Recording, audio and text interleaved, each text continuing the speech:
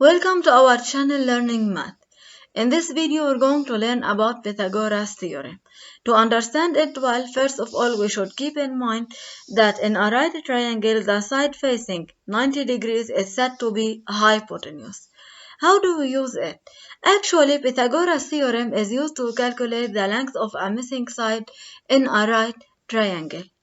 How it comes? Actually, in a right triangle, the hypotenuse squared is equal to the sum of the squares of its sides. Let's have an example together. Here we have a triangle ABC right angled at A. Before starting, you should detect the hypotenuse, which is here BC. So we can say that it's right. Then by Pythagoras theorem, BC squared is equal to AB squared plus AC squared. Something very important. Actually, to understand more Pythagoras theorem, if we have squares, one of side BC, one of side AB, one of side AC. The area of the square which is located at the hypotenuse exactly is equal to the sum of these two areas whose sides are AB and AC. Well, what's the area of the square? Isn't it side square? Here the side is BC. So BC squared is equal to the area to the sum of the areas of these squares. So it's equal to AB squared, which is here the side square, plus here the side square, which is AC square. That's why we say BC square equals AB square plus AC square. Let's have an application together. Given the right triangle ABC such that AB is radical 7 and AC is 2 radical 5, we just need to calculate the length of BC, which is here the hypotenuse. Now we can directly apply Pythagoras theorem since we have a right triangle ABC right angled at A. Then by Pythagoras theorem, we can say BC squared is equal to AB squared plus AC squared. Whatever was the missing side, we should start by the rule from the hypotenuse exactly. Now we just replace each one of them by its value. BC squared, we don't know its value, while AB is radical 7 and AC is 2 radical 5. It's better to write your measures on the figure. Now we replace them. It's radical 7 square plus 2 radical 5 square. Square cancels radical. Here we cannot cancel it. We have 2. Between them times, we just distribute the power. So it's 2 square times radical 5 square. Now we can simplify the square with radical, so 5 remains. It will be 7 plus 2 square, which is 4 times 5. Sure, times proceeds plus, so it's 4 times 5, 20 plus 7, 27. Well, here we have just calculated BC squared, but we need BC. How to continue? In order to remove the square, we just put it plus or minus radical. So BC is equal to plus or minus radical 27. Sure, minus is rejected since length. We cannot have a side, for example, of length minus 6 centimeter. It should have a length 6 centimeter. So minus is completely rejected. Then we can say that BC is equal to radical 27. Simplifying it is radical 9 times 3. 9 is the 3 square. Here 3 is squared. We can get it out of the radical. So it's BC equal 3 radical 3. Here given the triangle EFG right angled at E. It's very important to detect where is the hypotenuse. Isn't it the line facing 90 degrees? So FG is the hypotenuse. They are asking us calculate the length of EG. Well, we don't have the length of EG. But should we start by it? It will be completely wrong. Why? The area of the square located at the hypotenuse is equal to the sum of the other areas. So we have FG squared is equal to EF squared plus EG squared. Now we start from the rule. Right triangle, then by Pythagoras theorem, hypotenuse square FG square equals EF square plus EG square. Now we replace each one by its value. As you see, we have FG is 6 centimeter. We can replace it. It will be 6 centimeter all square equals radical 11 square, which is EF, plus EG, we don't know its value. Now how to solve? We get the nonce together. First we solve them. 6 square is 36, radical 11 square is 11, plus EG square. To find EG square alone, we move 11 to the other side of the equation. Then we can say that EG squared is equal to 36 centimeter squared minus 11 centimeter squared equal 25 centimeter squared. Sure, we want to remove the square to calculate EG exactly. EG is equal to plus or minus radical 25 centimeter square. Sure, minus is rejected since length. Then you can solve it. Plus or minus radical 25, which is 5 square, we can get it outside the radical.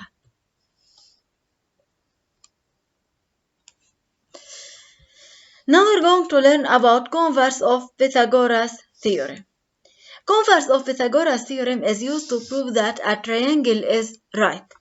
We have learned before, if we have it right, then we have BC square equals AB square plus AC square. Here is completely the contrary. If we have them equal, then we can say that this triangle is right at A. How to do it?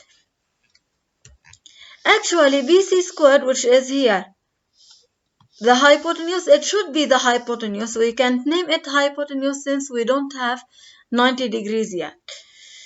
AB square plus AC square. If they are equal, we can say directly by Pythagoras theorem that it's a right triangle.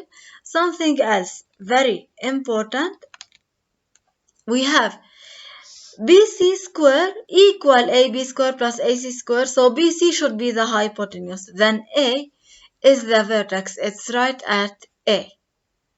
So the hypotenuse BC is facing the vertex of the right angle. So here A is the vertex of the right angle.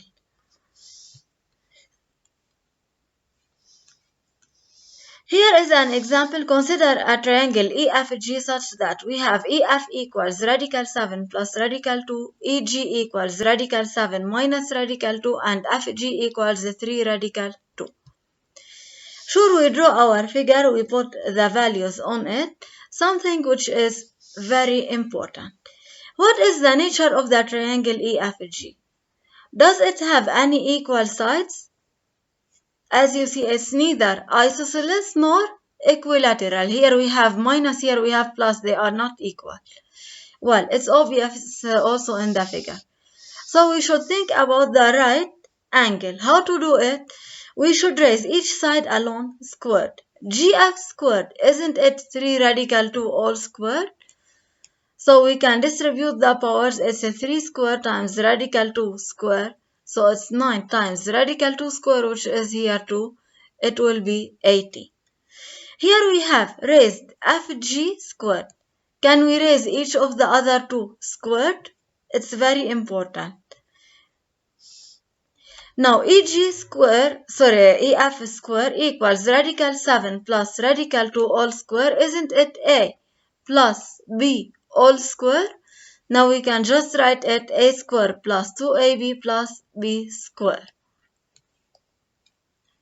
Here we can remove the radicals with the square. So it's 7. The same here, it will be 2.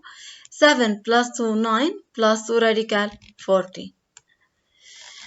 We have just calculated EF squared. Now we need to calculate EG squared alone.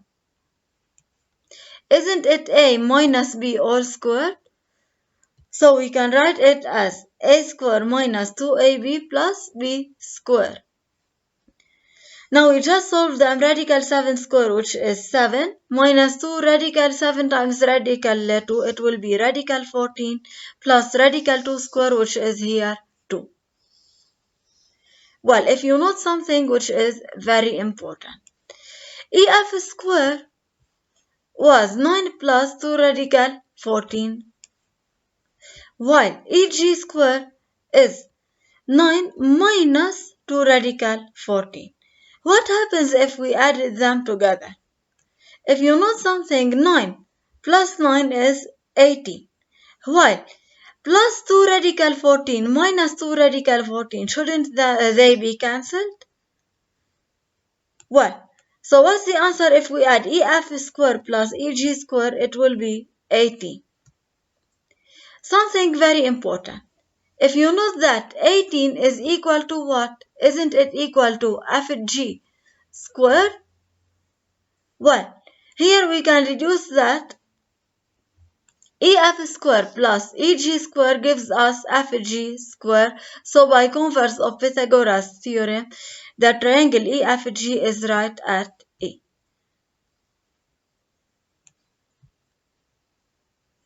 Here it's very important. This is the summary of our lesson. If we have triangle right at A, well, the hypotenuse is the line facing the 90 degrees, something very important. If we have it given right, we can apply Pythagoras theorem to find the length of a missing side. This is very important.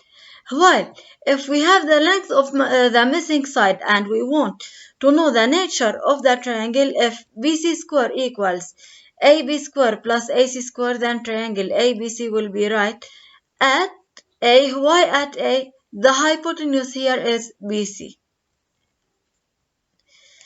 Thank you for watching. If you enjoyed this video, please like, share and subscribe.